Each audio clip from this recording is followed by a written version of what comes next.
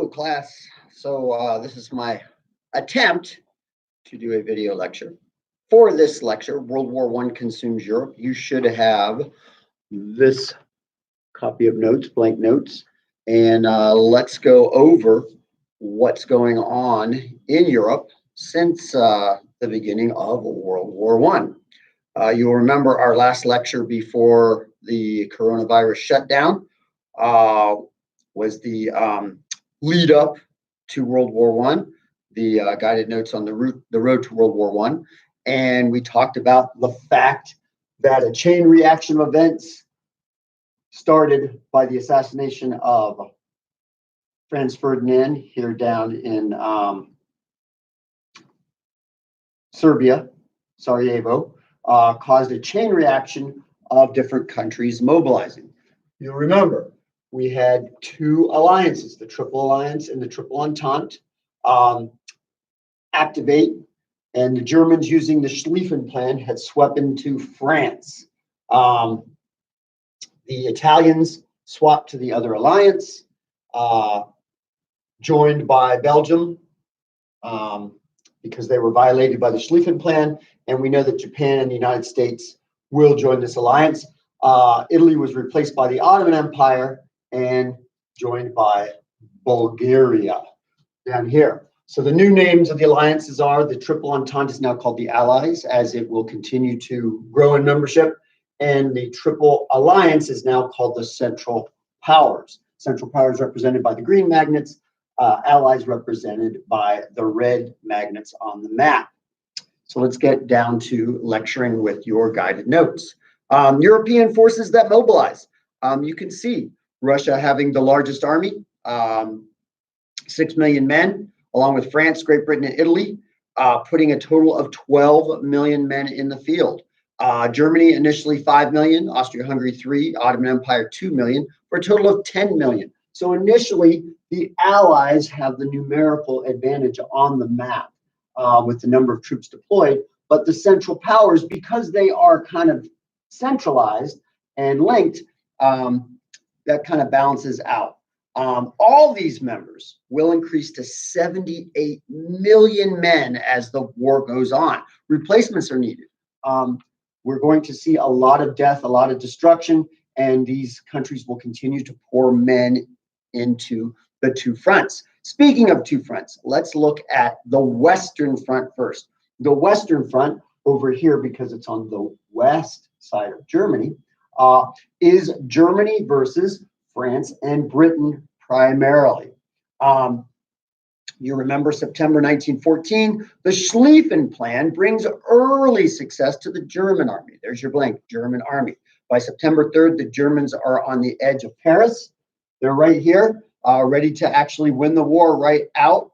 And German victory seems assured. Remember, the Schlieffen Plan is to knock out France right away.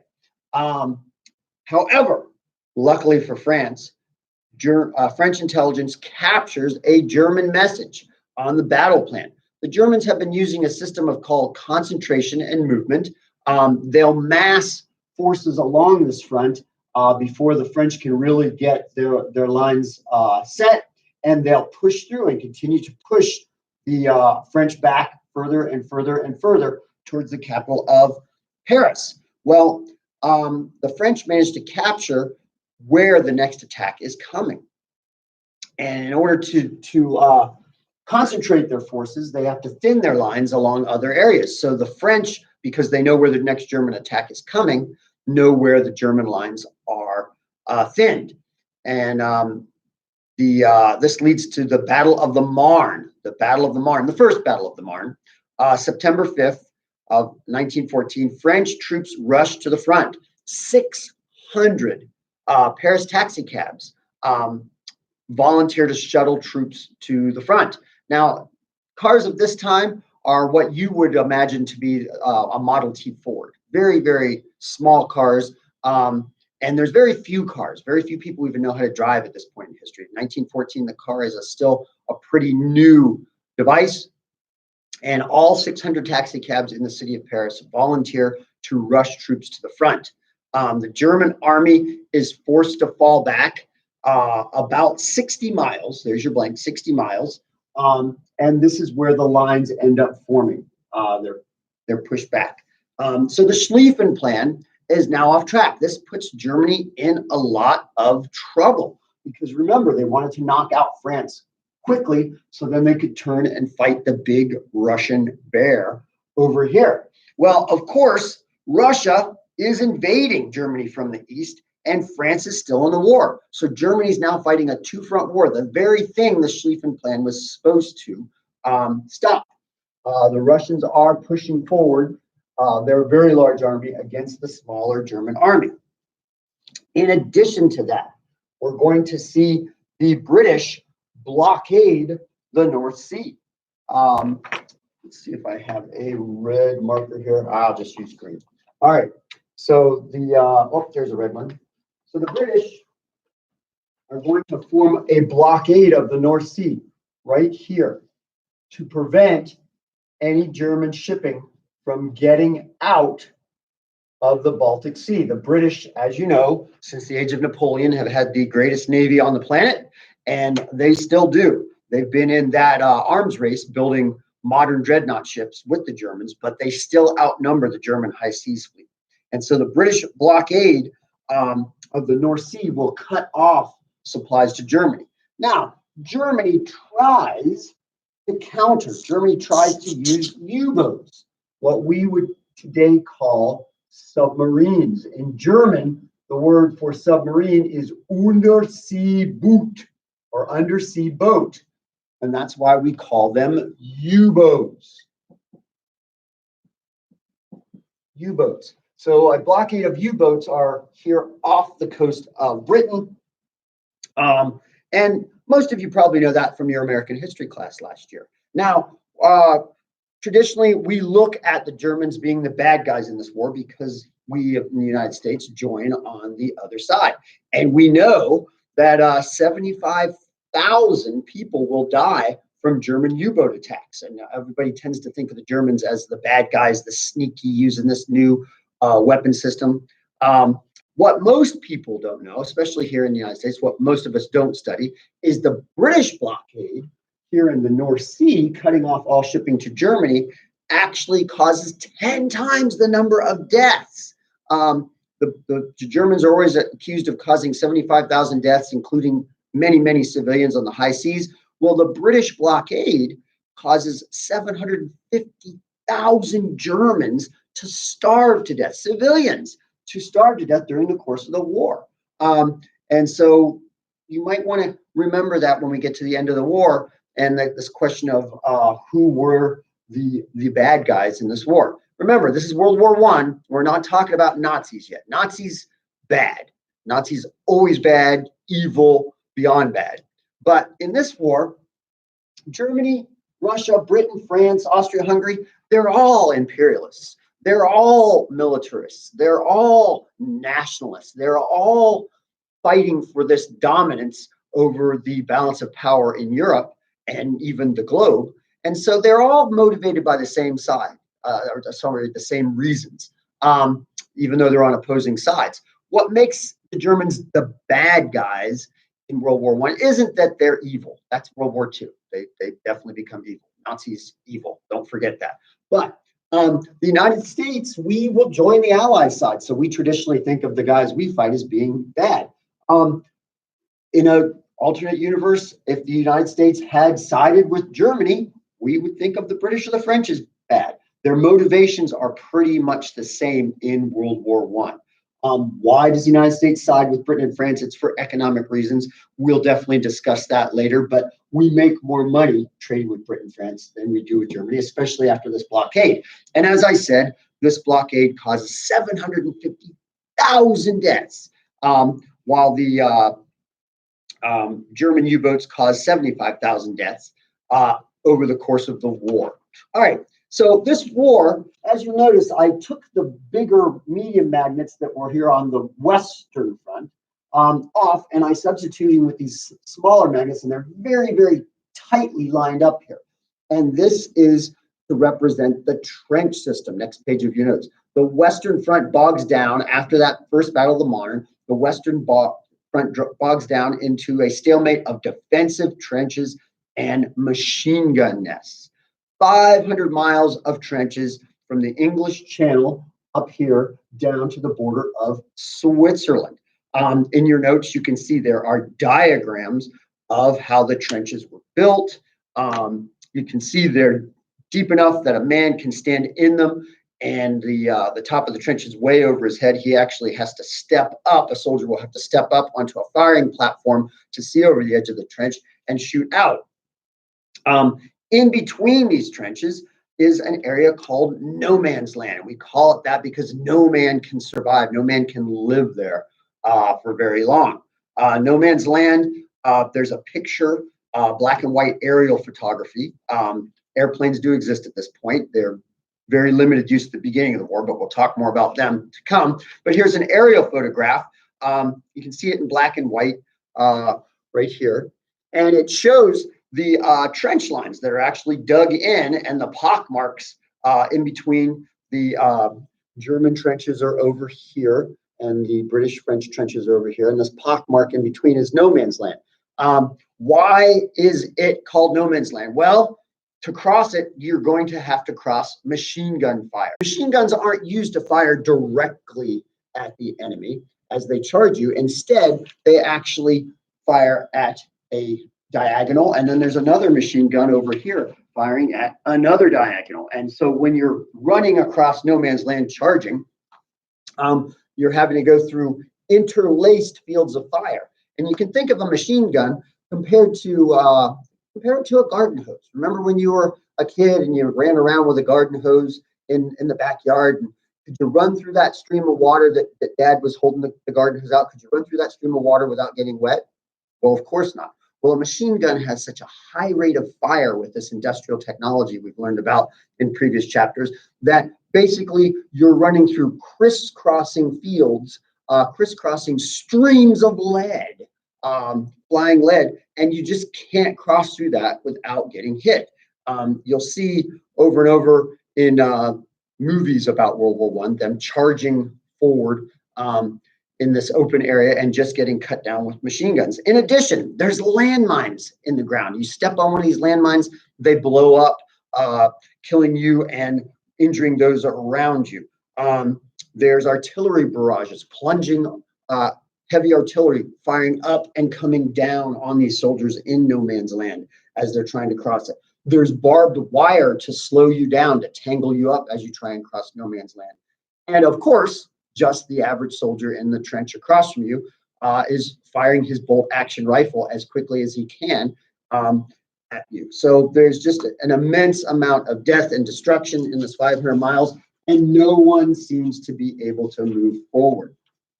Looking at the next page of your notes, it talks about there's no strategy, no tactics to overcome the machine guns and the artillery in the trenches. They just send wave after wave after wave charging across no man's land. Some great video links, I'll put them on Classroom, show these scenes where the Germans, the British, the French are all trying to charge across no man's land, cut to pieces. The British come up with a theory using a massive artillery barrage to bomb the German lines and weaken them so much that they can just walk across no man's land and take out the German survivors. In reality, the Germans have built such very reinforced trenches, very strong trenches, that they cannot shell them to the point where they're not functional anymore. The Germans survive the bombardment. And so on an average, take a guess, just estimate in your head. How many men do you think die on average each day of World War I? From 1914 to 1918, over the course of 3.5, almost 4 years, on average, how many men die? And to give you a little reference, let's talk about the current war on terror. We've been in Afghanistan, we've been in Iraq for 18, 19 years respectively. And how many American soldiers have died over the course of almost 20 years of warfare in 2 countries? And the numbers are Yeah, right around 6,000. If the last time I checked, right around 6,000 men have died of our soldiers, sailors, airmen, and Marines have died in the war on terror in Iraq and Afghanistan. So that's 6,000 men over 20 years, which is a terrible loss. We never want to undervalue that. But how many men do you think are dying here on the Western Front per day? Well, I'm going to fill you in. Normally, I'd get to interact with you and you guys could guess, but on average, 5,000 men die per day here in no man's land. Now, this is both sides, both the Germans and the French and the British, both sides, but 5,000 men die a day.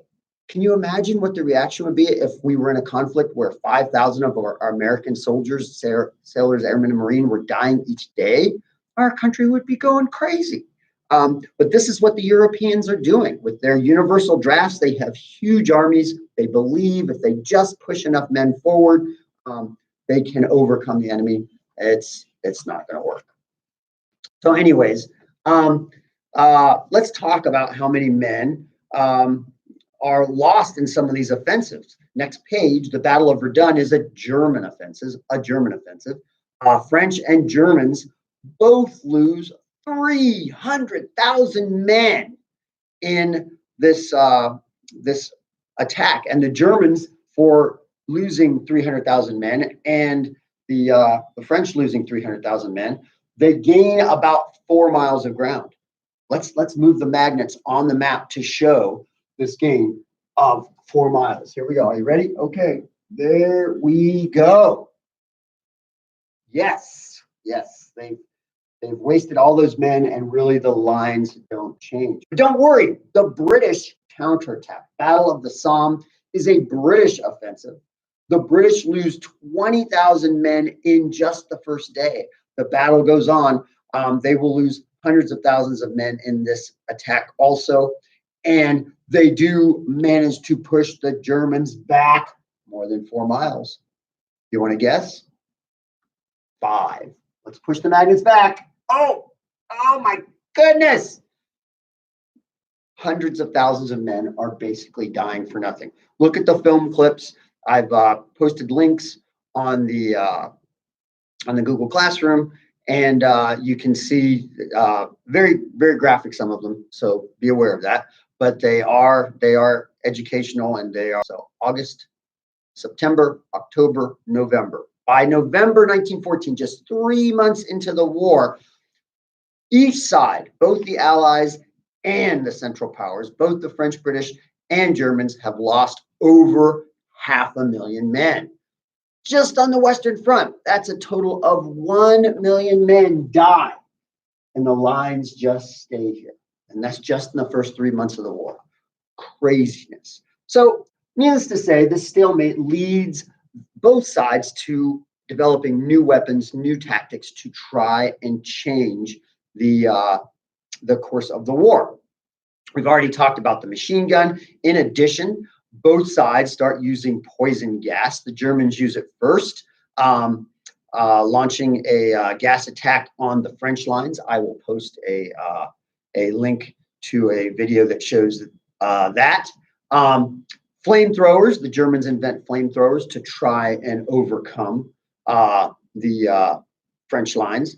The airplane, initially the airplane was used strictly for reconnaissance, taking photos, but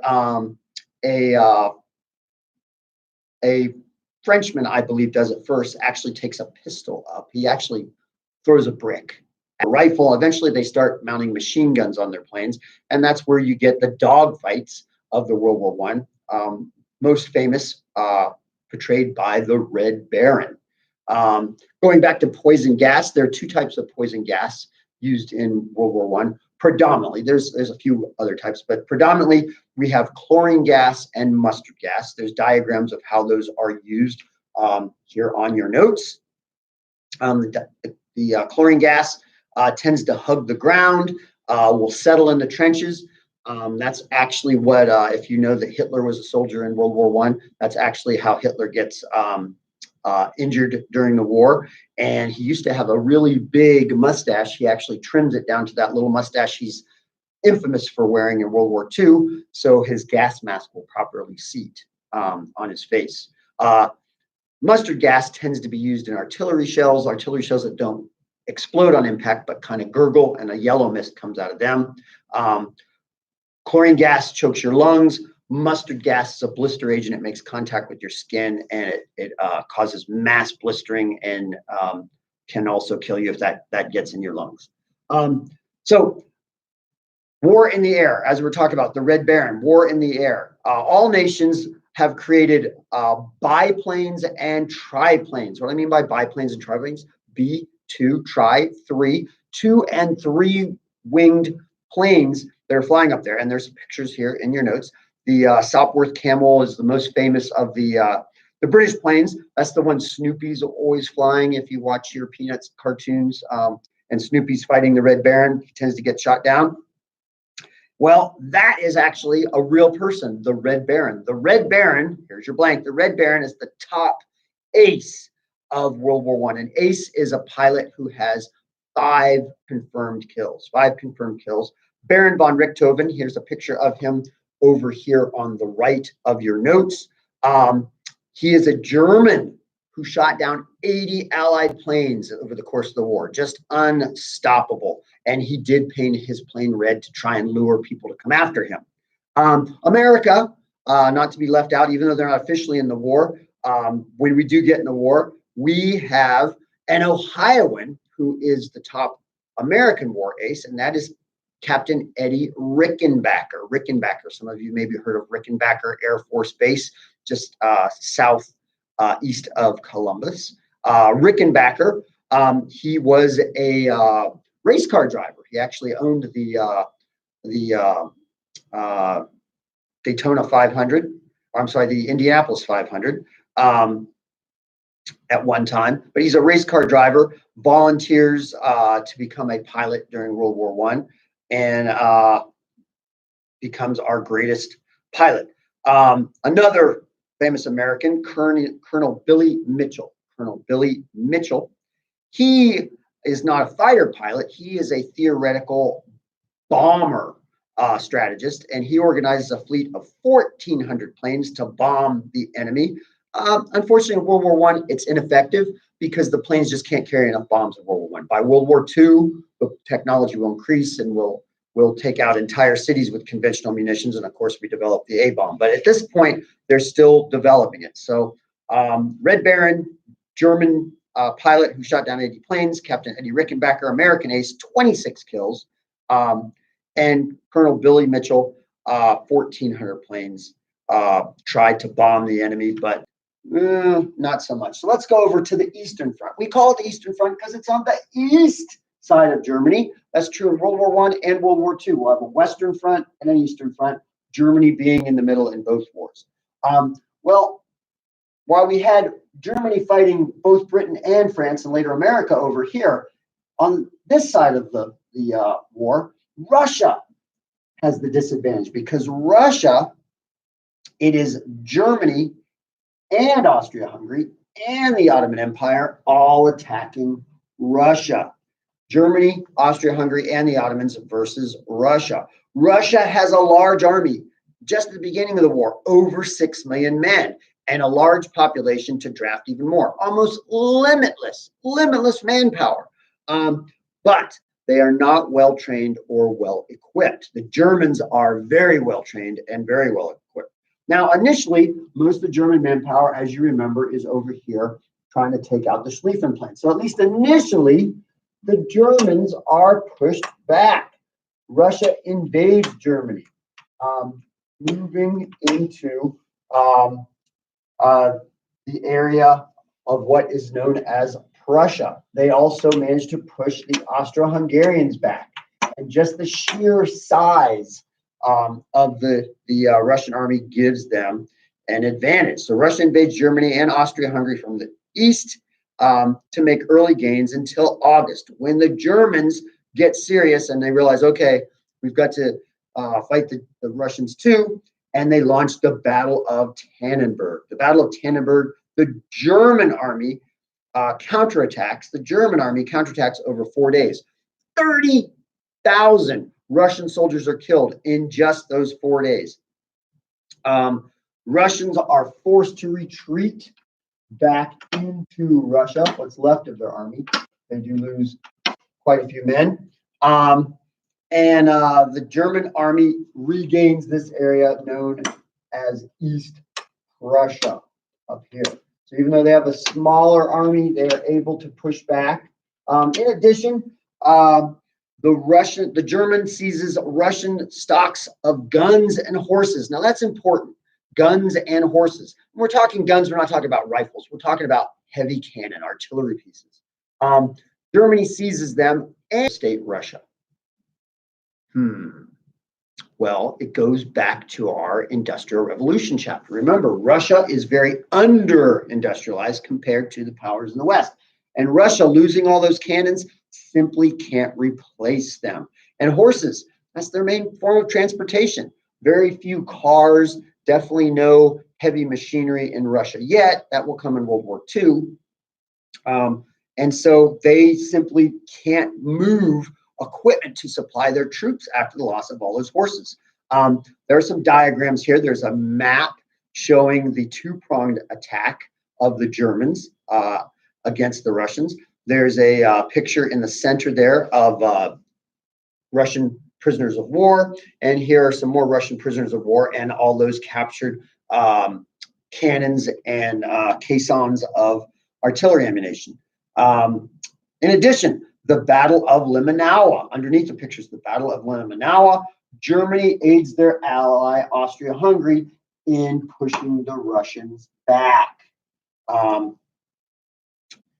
And together they push the Russians back. By 1915, this is just Russia. By 1915, 2 million Russian soldiers are dead on the Eastern Front. In addition, we talked about all those Germans dying from this blockade here. Well, Russia is blockaded even worse because let's say I wanted to trade with Russia. I'm going to have to take a ship. I'm going to have to get past the German U-boats. Very dangerous. I'm going to have to get past the North Sea fleet. Very dangerous because they don't know if I'm going to Germany or Russia. But let's say they let me through because I'm going to Russia. I go into the Baltic Sea, which is controlled by the German high seas fleet. They're not going to let me through to get to Russia. So there's no trade, nothing getting into Russia. In addition, the other water route to get to Russia is up through the Black Sea. But we know who controls these straits, the Bosphorus and the Dardanelles here going to the Black Sea. The Ottoman Empire. Are the Ottomans going to let supplies for their enemy Russia get through there? No. And so Russia is completely landlocked. The only place they can bring in fresh supplies is all the way over where they fought that Russo-Japanese war back in 1905, the port city of Vladivostok. And then they've got to bring those supplies all the way across the Trans-Siberian Railroad. Taking way too long. So this is just terrible for Russia. 2 million men lost and an undetermined amount of Russians starving to death during this war. Things are going badly. As I mentioned, blockades and economic war. Germany blockades Russia in the Baltic. Germany blockades Russia in the Baltic. Millions of Russian people are slowly starving to death. And when people are starving to death, what's the saying in our class? We learned it with the French Revolution and every revolution since.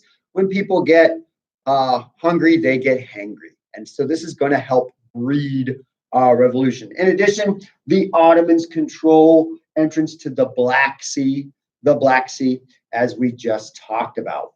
So this is going to cause a lot of trouble in Russia. But don't worry, hero of the hour, Tsar Nicholas II. There's your blank. Tsar Nicholas II. There's a picture of him right there. Tsar Nicholas II himself goes to the front to take control of the Russian army. Under the Tsar, the Russians are defeated even worse. He might have a lot of medals on his chest in this picture. He does not know anything about leading an army. He goes to the front to take control. Under the Tsar, the Russians are defeated even worse. By 1916, they are on the verge of collapse. Bad leadership, little industrialization leads to shortages of guns, ammo, uniforms, boots, blankets, food. The Germans smell an opportunity. They couldn't take France out. Maybe they can take Russia out. And so the Germans smuggled this guy right here in your notes, this guy right here, a guy by the name of Vladimir Lenin. Vladimir Lenin, you can just put Lenin blank, that's fine, you know who he is. A communist revolutionary in exile. He's been in exile in Switzerland. Lenin, his brother, was executed by the Tsar's police, and he's been a member of the Communist Party ever since. He's been in exile in Switzerland. He got thrown out of the country and he is going to want to get back into Russia to exploit the chaos. So the Germans actually offer to let him take a train that they bolt shut from the outside, make sure he doesn't start a revolution in Germany, all the way up here to the Baltic Sea. They put him on a German ship and they drop him in Finland up here. He's going to make his way to the Russian capital of St. Petersburg up here. And that will lead to some trouble called the Russian Revolution. We're going to study that next chapter. All right. So this global war, fighting everywhere, all over the map. And it's stalemate after stalemate after stalemate. The line's kind of firm up here. We know the Western Front here. The Italians are fighting the Austrians here. Got all kinds of trouble down here in the Balkans. Some trench warfare between the British and the Ottomans down here in Egypt. And of course, over here on the Ottoman-Russian border here. And no one can get an advantage. So we have a problem. We have a problem in your notes. The problem is a stalemate in Europe. So solution, if you can't beat them in Europe, let's attack them somewhere else. So that's exactly what happens. In Asia, this is when Japan enters the war. Japan enters the war. Japan, they've got a sizable modern fleet, Battle of Tashima Straits, we know that. They actually offer the British a deal. They say, we'll join your alliance. You take your fleet back home out of the Pacific. We'll patrol the Pacific. You take your fleet back home to fight the Germans. And the British, of course, jump at that. Japan, in return for that, is going to take control of some German islands in the Pacific.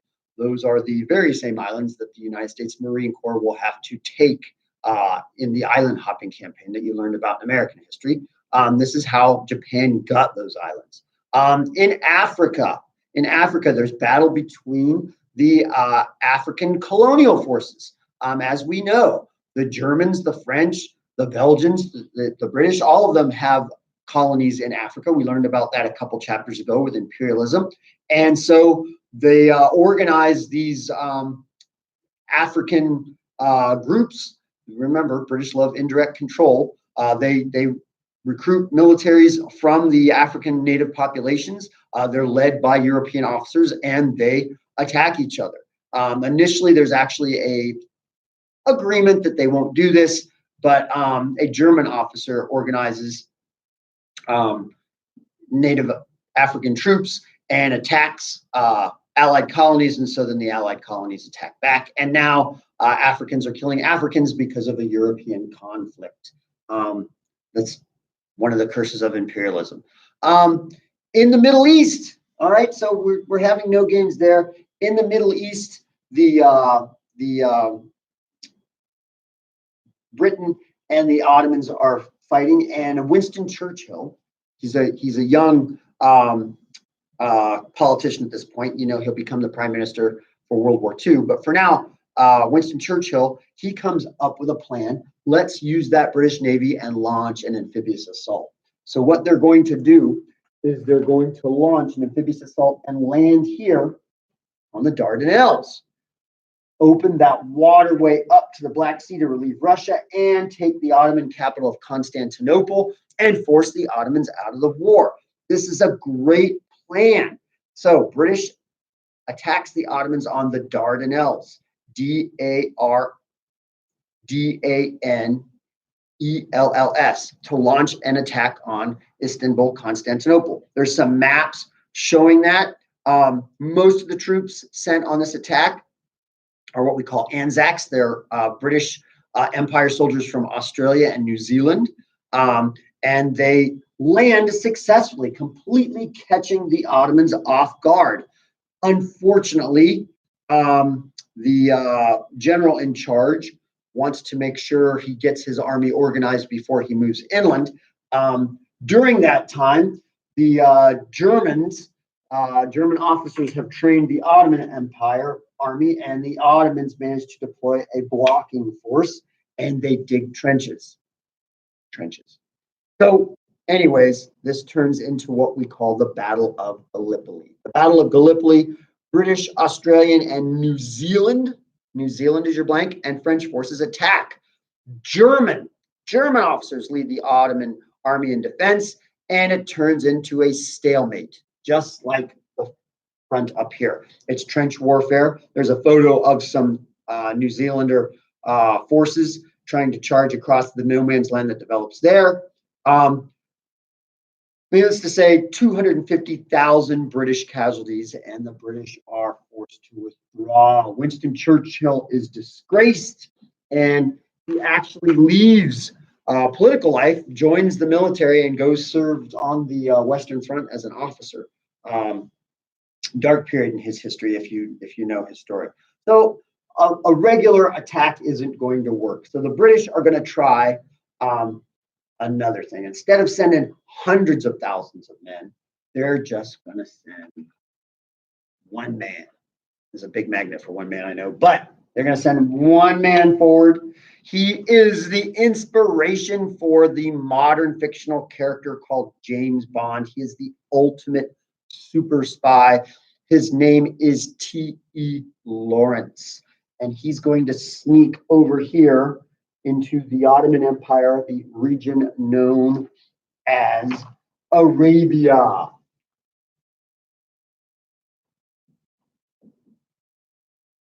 And so we will call this guy Lawrence of Arabia. There's a famous movie of this title based on this story. Anyways, Lawrence of Arabia, he is sent there to start a rebellion, to breed nationalism, which we studied last chapter, nationalism into the Arabs, that they don't want to be ruled by Turks. This does work.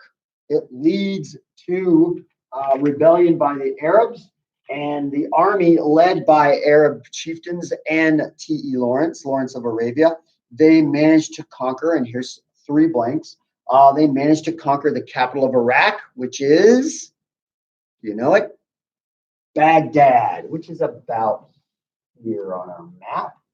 Baghdad, which is the capital of modern day Iraq. They also conquered the capital of modern day Israel, which is, do you know it? Jerusalem, right here. And the modern day capital of Syria.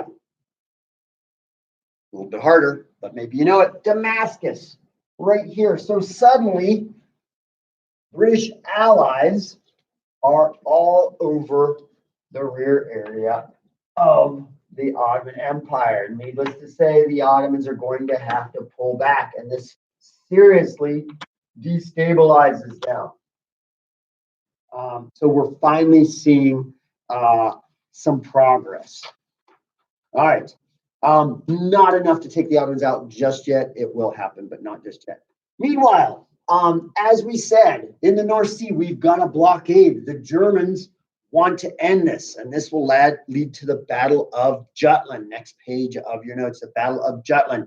The 31st of May to the 1st of June, 1916, off the coast of this country right up here. Does anybody remember Schleswig-Holstein from Nationalism chapter? It's Denmark, off the coast of Denmark. Denmark is neutral, but in the seas just off their coast, the German high seas fleet is going to come out and face the British high seas fleet. It's the X right here that you should have put on your map that you should have for reference. It is the second largest. The Battle of Jutland is the second largest battle of surface warships in world history, the largest being the Battle of the Tsushima Straits in the Russo-Japanese War in 1905. We'll have bigger sea battles in World War II, but not of purely surface ships. We'll get aircraft involved, a new thing called an aircraft carrier in World War II. We don't have those yet in World War I. So, second largest battle, 250 capital ships, big old battleships and dreadnoughts and cruisers and destroyers, slugging it out with heavy cannons. 14 British ships and 11 German ships are sunk with great loss of life. Even though the British lost more ships, they have a bigger fleet. They can kind of absorb it. The Germans can't really absorb it, but they're not totally defeated. They pull back into the Baltic Sea. And so it's a tie. The Battle of Jutland is considered a tie. It's same story as it is everywhere, a stalemate. And so the war will just go on. No one can get a true advantage. The Germans will never risk their high seas fleet again. They changed to a strategy, here's your blank, of unrestricted submarine warfare. They're going to use these U-boats and they're going to sink anything that comes near Britain. Anything. Could be a problem. Could be a problem. Because as you know from your American history last year, that leads to the United States joining the war. So let's talk about the United States. What's going on with the United States? Flip to your next page of your notes. United States, economic ties. The United States has economic ties with the Allies over the Central Powers. We traded more with Britain and France than we did with Germany before the war. Now the war's on, this blockade is making it impossible to trade with Germany. And so massive money is lost because we can't trade with the Germans, but we make it up by trading with the British and the French. They are concentrating so much of their economy on the war. They need weapons, they need ammunition, they need food, they need medicine, they need all kinds of supplies. Who's going to sell it to them? America. Eventually, because they're spending so much on the war, they can't afford to buy things from us. So we lend them money. We lend them money, and eventually they're indebted to us. If they lose the war, are they going to be able to afford to pay us back? Probably not. And so our economic interests are with having the Allies win the war. Not only because we make money off of them, but they owe us a lot of money and we want them to survive and pay it back. Germany, not so much. And so that's probably the real reason we side with the Allies over the Central Powers. But you got to get the people behind it, because the American people aren't going to say, oh, the millionaires aren't making enough money selling weapons and food. You need something to get the American people fired up. Well, the Germans provide that. And that, of course, you learned last year in American history, is the Lusitania. The Lusitania is sunk May 17th, 1915, 1,200 passengers on board, including, here's your blank, 120 Americans. It is a British cruise ship. It sails out of New York. It's going to Britain. It gets sunk right here off the coast of Ireland. The Germans knew it was coming. It's in the New York newspapers, the departure date from New York, its planned arrival date in Britain, and they know the shipping lanes. So the Germans are kind of waiting for it.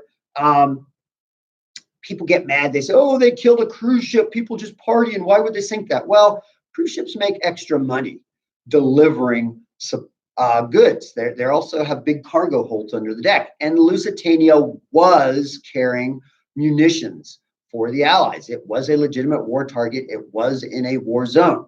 Yeah, we remember it as the Germans being the bad guys because they killed 120 Americans. But you know what? Don't take a cruise to a war zone. Bad idea. Today, I would not recommend taking a cruise around the Horn of Africa where the Somali pirates are. Yeah, don't do that. It is not smart. And the Germans, to their defense, did put ads in the American newspapers right next to the ads for the Lusitania ticket sales. They had an ad saying, don't buy tickets to this ship because it's going to a war zone, and if it comes, we might sink it. So honestly, the Americans on there probably should have read a little bit more. Oh, Mr. Clark's always telling you to read more. Reading is power. But, what do I know? Anyways, don't take a cruise to a war zone. Don't go to vacation to where there's terrorists and drug cartels. Just bad policies. Don't do that. So these people definitely made a mistake, but still Americans died. And so the American public gets mad. Yellow journalism It makes big headlines. There's a picture of the newspaper, New York Times, when this happened. In addition to this, we like to say America got involved because of a vote and a note, a vote and a note. Well, what is the note? It's the Zimmerman note. The Zimmerman note, you should remember this from last year. Germany sends a secret message to Mexico. They pledge that they will support Mexico in a war against the United States if America joins the war on the Allied side. They ask Mexico to join the war on the Central Power side and retake California, Texas, Arizona, those places down there, New Mexico. This was never going to happen. Honestly, the United States had invaded Mexico twice in the previous couple of years. Once from the halls of Montezuma to the shores of Tripoli. The halls of Montezuma, Veracruz, Mexico. The United States Marines landed there to intervene in the Mexican Civil War, Mexican Revolution that was going on at the time. And then Pancho Villa, a bandit, part of the Mexican Revolution, had raided a American town across the border, and an expeditionary force led by General Blackjack Pershing went into Mexico and ran all over Mexico trying to find Pancho Villa. So Mexico's having their own problems with revolution, civil war. They're not going to get organized and fight us. But once again, it makes the newspaper. Why? Because the British, they intercept the note and they put it in American newspapers, propaganda to get us in the war. They want us in the war. And so this happens. The U.S. declares war April 6, 1917, 2.5 years into the war. The Americans get in late. We'll have a lot less casualties because of that, which is good for us. Definitely good for us. However, the U.S. is not prepared despite a preparedness movement. Once again, you learned about that last year in American history, preparedness movement. General Blackjack Pershing, the guy I just mentioned in Mexico, there's a picture of him down here. Blackjack Pershing, Pershing, takes a token force of 14,500 American soldiers to France. Boom, let's put the American flag in France. They're here. But 14,500 men, is that enough to make a difference? These are millions of men in these armies on the board. Really, it's not. So the U.S. has to build up their military. The U.S. has only 120,000 man active duty military, and with an 80,000 man reserve, 200,000 men, that's like nothing compared to these European armies. And so the U.S. passes a new law that still affects you young men today. When you turn 18, what must you register for? No, not the draft. The Selective Service. It's a list used in the draft, but it is called the Selective Service Act. You should remember that from American history last year. Anyways, Selective Service Act is passed May 1917. 24 million American men register. How many are drafted? 24 million? No, not even close. 3 million. 3 million Americans are called up to duty and service in what's called the American Expeditionary Force. Pershing, when he arrives there with the American Army, the British and the French are like, yeah, all right, you guys take off those American uniforms, put on some British uniforms, go report to the British Army. Those British officers will lead you. And you guys put on a French uniform and those French officers will lead you. Pershing says, no, we are not replacements for your armies. We are Americans. We will fight under American officers. We will fight with the American flag in our American uniforms. I like Blackjack. Anyways, he keeps them in a separate command and says, assign us a sector of the front. Eventually, this will happen. But before we get there, while the Americans are in the rear with the gear training, let's go back to the Eastern Front. Finally, the Russian Revolution starts. November 1917, communists take over Russia.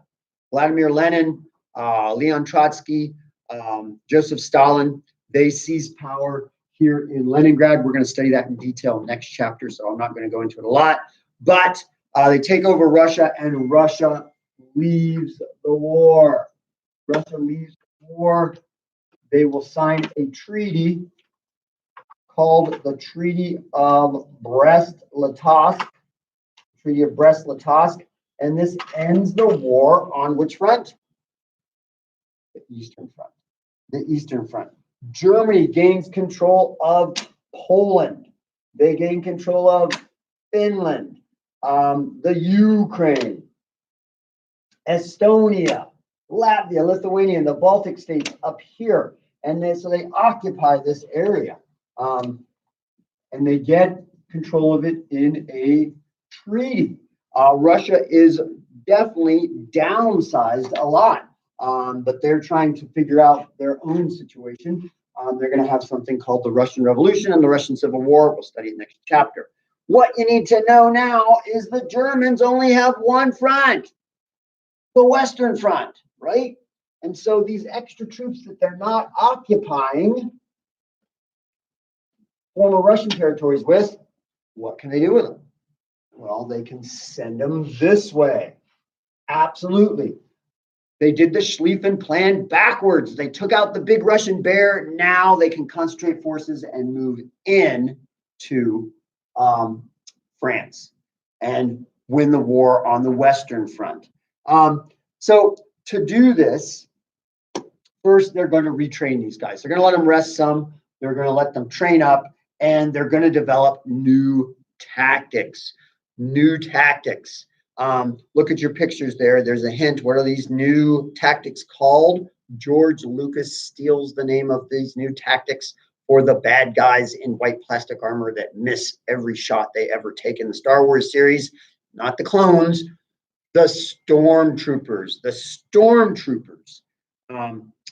And so the Germans started a new offensive in 1918, opening artillery barrage, 6,000 cannons, blast the Western Front.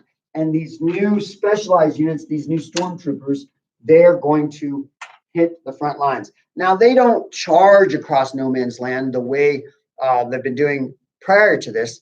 Instead, they're going to send small units across the night. They're going to sneak across no man's land, crawling across. They're going to have big cluster grenades. They're going to have smaller weapons, pistols and knives, a lot of what they carry. And just as the sun's coming up, they will throw these cluster grenades down into the British and French trenches. They'll jump down there while the British are wounded and disoriented, and they go at close quarters combat to shock, to storm, literally storm the British and French lines. And then the regular army comes rushing over while this is going on. This is successful. They will actually break through with the stormtroopers. They'll actually break through the Allied lines and get to within 40 miles of Paris. They're about to win the war. They came this close to winning World War I. But who shows up just in time and saves the day? 140,000 fresh Americans. Counterattack. This is done. American forces save Paris, stopping the German advance at the Battle of Chateau Thierry. However, we're no better than anybody else. When we charge forward, we take about 50% casualties. The stormtroopers are dead. The German army is exhausted. The stormtroopers are all but extinct. And the lines will firm up right about where they are. At the same time, the British will introduce a new invention to war. At the Battle of Amiens, you will see the arrival of a new weapon called the tank. I will put a link up to World War I tank videos on Classroom. But the Allies begin pushing the Germans back. They begin an offensive against the Germans, 500,000 Americans with 100,000 French supporting them advance on German positions. The Battle of Saint Michel, all American force attacks, forcing the Germans to retreat. The Meuse-Argonne offensive, September 1918, 350 tanks push forward. Over 2 million American Expeditionary Force troops joined the push. And the Allies just have the numerical advantage. Germany is economically, militarily, population-wise, they're just exhausted. They can't stand it any longer. And of course, this is when the greatest American hero of World War I emerges, Corporal Alvin York. There's your blank, Alvin York. There's a famous movie made about him. He gets promoted to sergeant. A famous movie starring Gary Cooper as Sergeant York, and that's the title of it, Sergeant York. He gets promoted. But why he was just a corporal? Alvin York single-handedly killed 25 German machine gunners, and he captured 132 German soldiers. Great story. If we were in class, I'd tell it, and I do a really fun lecture on that. But distance learning, let's not. This probably transmission is getting long enough. So needless to say, the Central Powers collapse. The first ones to fall are the Bulgarians and the Ottomans. We talked about the Bulgarians and the Ottomans are in trouble after the British and Lawrence, and so they drop out of the war. The Bulgarians and the Ottomans surrender. There's a revolution in Austria-Hungary, that old empire, that multinational empire. It's finally rips itself apart. It will dissolve. The empire is dissolved. There is no more Austro-Hungarian Empire. It will break up into many countries. We'll talk about that. And the German soldiers are just tired. Great book and not a bad movie. All Quiet on the Western Front. You can see it.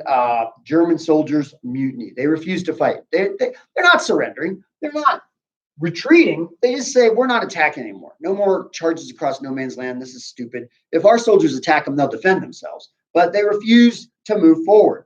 With the army in mutiny, November 9th, 1918, the Kaiser Wilhelm II, he is forced to abdicate. He steps down. So much for Kaiser Wilhelm I and Bismarck's 1,000-year Reich.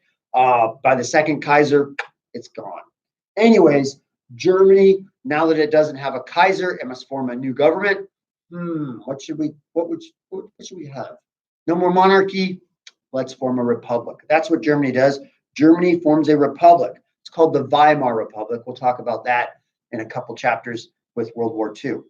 An armistice is signed at Paris. An armistice is signed at Paris in 1918. The war ended at 11 a.m. on November 11th. The 11th hour, the 11th day, the 11th month.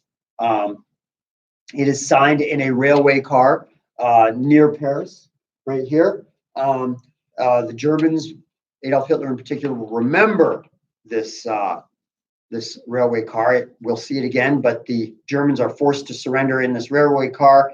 The cost in lives, last page of your notes, over 1 million dead.